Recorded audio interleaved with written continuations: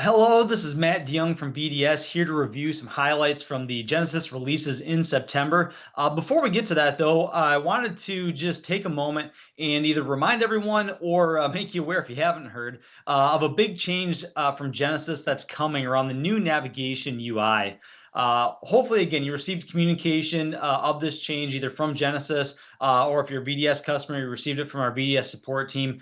This is a screenshot of the upcoming new navigation UI and what that's going to look like. But even more important is the timeline around this. So with the release process, beta is now been completed.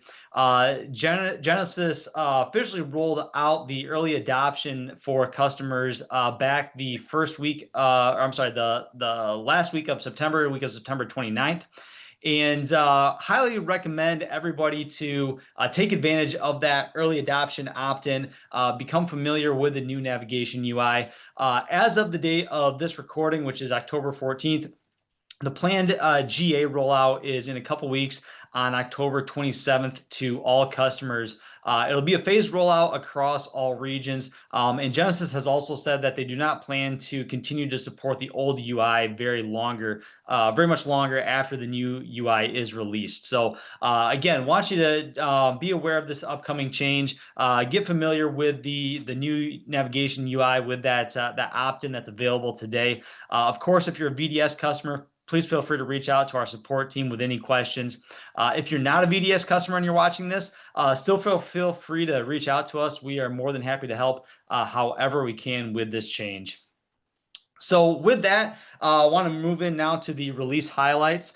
In September, Genesys rolled out a whopping 54 new updates spread across 5 different release dates. Given that there were so many releases, we did our best to only focus on a few key ones. But as always, all releases can be reviewed within the Resource Center. So first up, the releases that apply to everyone. First one is custom calculations in the performance views. So with this release, admins and supervisors can now create custom formulas and column headers in performance views using any available column that's in the relevant view to calculate the business-specific metrics. So this feature just helps organizations track metrics that better reflect their unique business needs beyond just kind of the standard calculations that are provided by default. Next one is the enhanced longest waiting and longest interacting metrics. Genesys now calculates the longest waiting and the longest interacting metrics natively within the analytics backend, and it just offers a more efficient way to monitor multiple queues simultaneously. So this update allows supervisors to track the longest waiting conversation in each queue directly as a native data point, and just helps improve performance and visibility within queue monitoring. And then finally, the idle agent count for conditional group activation or deactivation. If you recall, last month, Genesys rolled out conditional group activation. So this is an enhancement and allows admins to configure conditional group activation rules to evaluate queue health utilizing the idle agent KPI. So basically, when the number of idle agents in a queue meets a defined threshold, the system can automatically make more agent groups available or remove them as needed. The update, again, just kind of helps shift the workforce resources dynamically to maintain those service levels and improve efficiency without manual intervention. So helpful one there. Next, for those that have either the Genesys Cloud CX2 or CX3 license set, or even a digital add-on license as well, Genesys has introduced Apple Messages for Business as a supported channel. So this functionality was rolled out across multiple releases in September, and it includes the inbound messaging channel routing support for Apple Messages for Business within Genesys, the authentication support for Apple Messages for Business, digital bot flow support for Apple Messages, and Apple Pay support for Apple Messages for Business. And so because it was a new channel from Genesys, we wanted to make you aware of it. All additional information about Apple Messages for Business support for Genesys Cloud can be found within the Resource Center. If you have any questions on that, again, visit the Resource Center or feel free to reach out to our team. Next, few highlights for those with the CX3 or WEM add-on license. First, a big one that's been on the roadmap, and if you've held QPRs with me or anyone from our team, we've probably highlighted this more than a few times. The trigger process automation based on topics, sentiment, or empathy.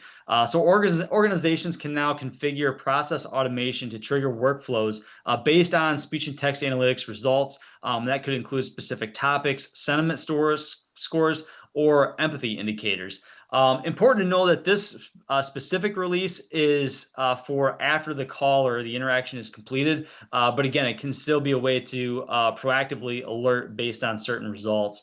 The enhancement, again, just helps organizations take timely action after the calls and initiating those alerts, the follow-up processes, things of that nature. So a really great one there. I'd highly recommend taking a close look at.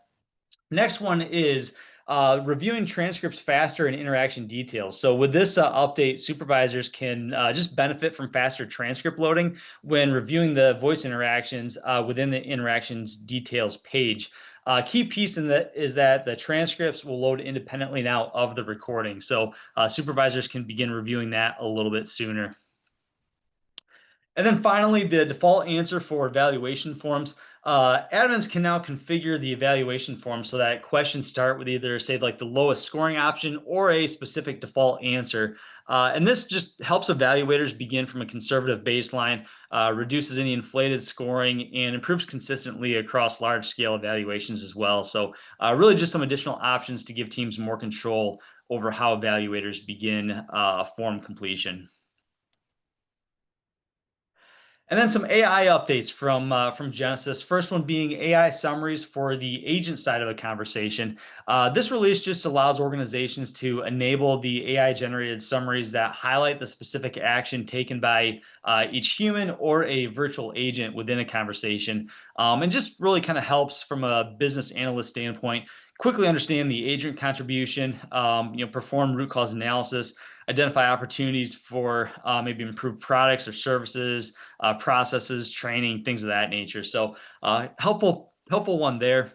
And then also we have the summary engagement insights on the Agent Copilot dashboard. So with this added feature to the dashboard, supervisors can now access a new section within, again, the Agent Copilot dashboard that shows agents how agents engage with AI-generated summaries. Specifically, what it shows is the number of summaries that have been presented and then edited, submitted, and rated with feedback. So really, this update helps to just better understand how an agent uses the AI-generated summary along with the predicted wrap-up code, and then makes it easier to just evaluate that effectiveness and identify where maybe feature adds where the feature adds value to a daily workflow for an agent. So a couple helpful ones there. And then finally, the Genesys ServiceNow Unified Experience Integration includes or is updated now to have Agent Copilot support from Genesys. So this was a release that was rolled out for Genesys Cloud, which is the Salesforce and Genesys new integration a little while back. And now with the Genesys Unified Experience between ServiceNow and Genesys, Agent Copilot is supported as embedded directly within the ServiceNow workspace. So a great one there if you are looking at or utilizing the new unified experience from Genesys and ServiceNow. So that will wrap up everything for the review for the key highlights from September. Again, there's a lot there, so please feel free to check out the Resource Center for anything additional. As always, feel free to contact us if you have any questions as well. Thanks so much for your time. Hope you have a great rest of the month of October. We'll see you next month. And thanks, as always, for your partnership.